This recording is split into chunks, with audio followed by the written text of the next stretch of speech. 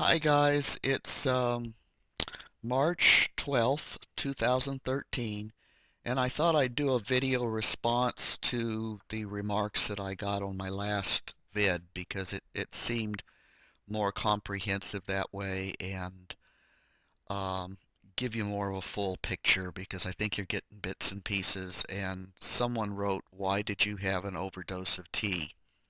So I thought, well, it would be easier to just lay this all out.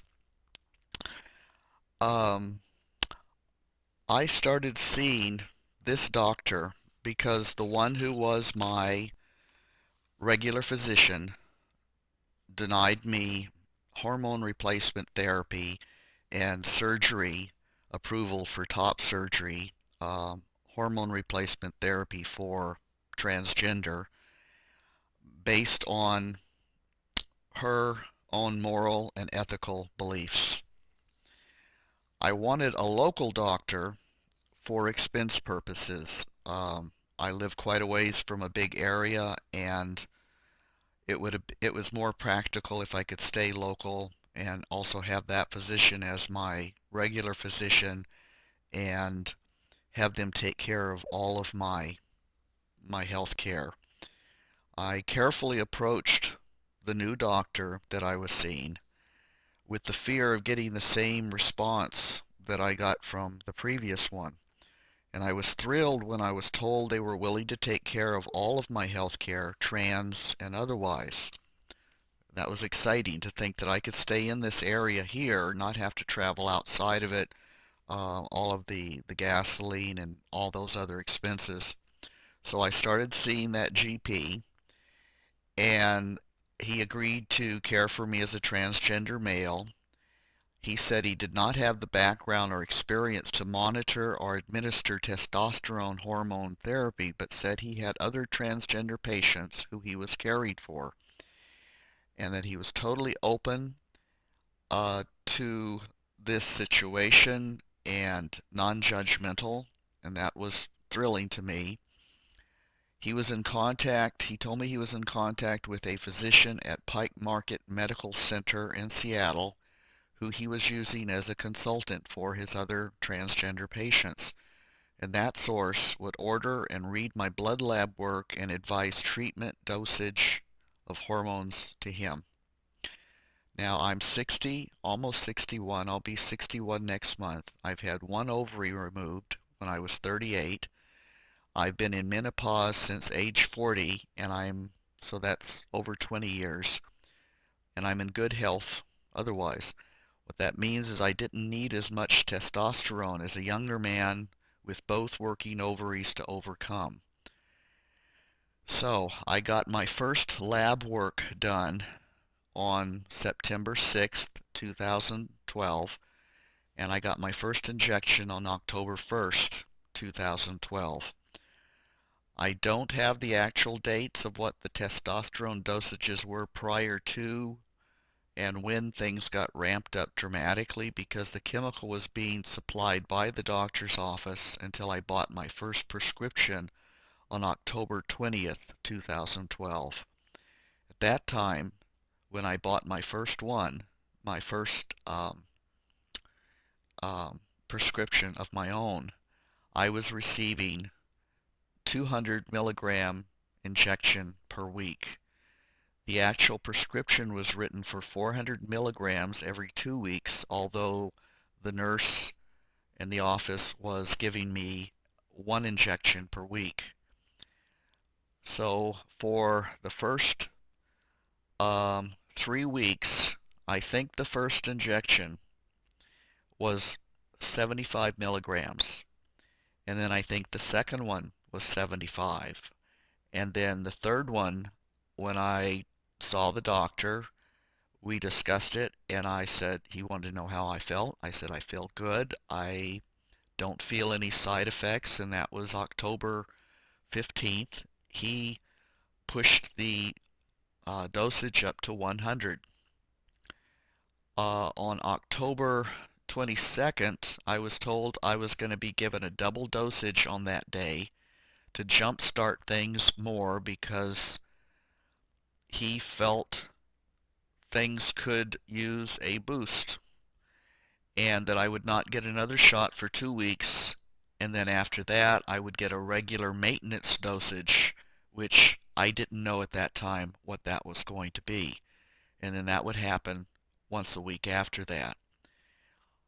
I got my own um, supply of testosterone, my own prescription, and on November 5th, I got my first injection of 200 milligrams by the nurse, I was told.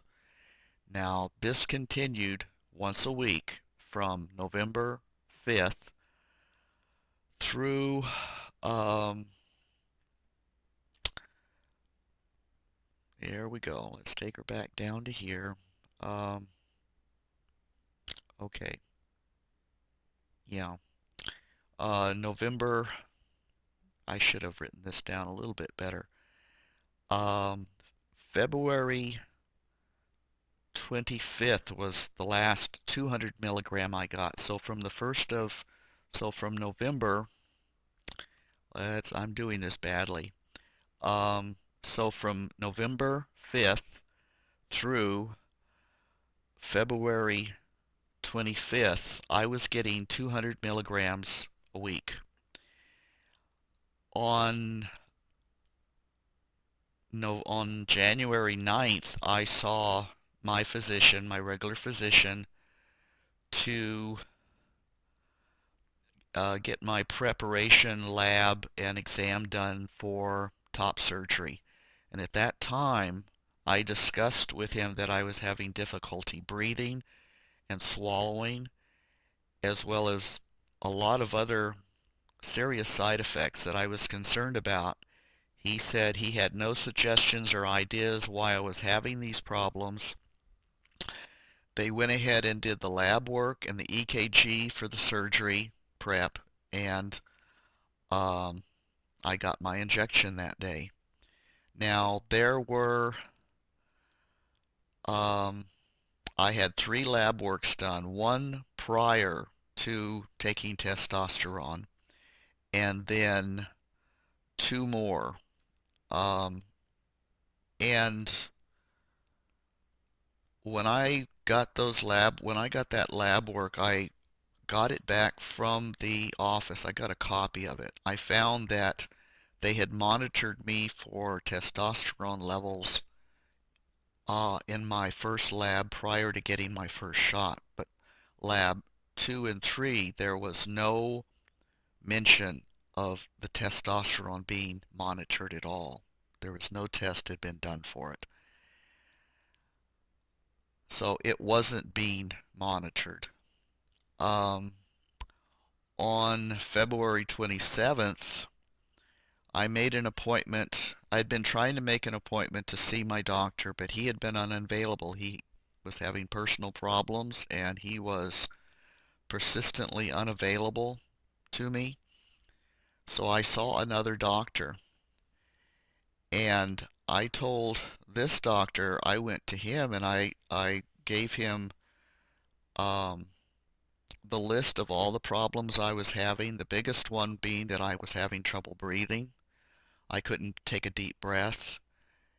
Um, I was I had a horrible cough, and it was like an asthmatic cough. And I told him, perhaps the problem is the testosterone. Perhaps I need to cut back on it. Perhaps I need to stop it for a while. And he, I made this suggestion. I tried to discuss it with him, but he never even picked up the subject and instead asked me what I'd eaten for my last 2 meals. He then diagnosed me with a possible food allergy, giving me a handout he had prepared for dropping dairy and gluten from the diet. He was in a big hurry to get me in and out of there and quickly diagnosed me as having a food allergy, and he just wouldn't, he either didn't care about the testosterone or he didn't have the knowledge and he didn't pursue it at all.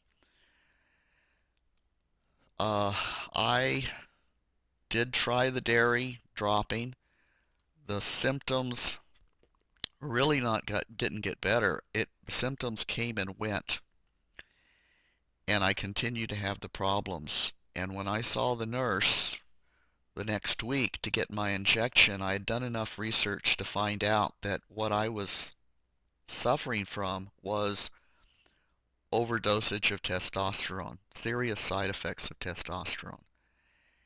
And I told her at that time I was I was going to learn how to do my own shot on that day, and I decided to only give myself 100 versus a 200 milligram shot because I felt I really felt it was the problem, and she agreed with me. She seemed to actually want to discuss the problem with me. So I gave myself that shot of just 100, and my breathing, within a few days, my breathing got better. I quit the coughing, and I had known in the past that on the day that I got my shot, that was the day I felt the best. And what I think was happening was my levels were dropping and I was starting to ease off, and that was the day I felt best. And then the symptoms would increase after that. So by giving myself the 100, I was pretty much bringing myself in at the level that I was at from the decreasing of the testosterone over the week. Um, so I decided to not see those doctors anymore because something was bad wrong there. They couldn't have been monitoring me because the tests weren't being done. There was nothing for them to read.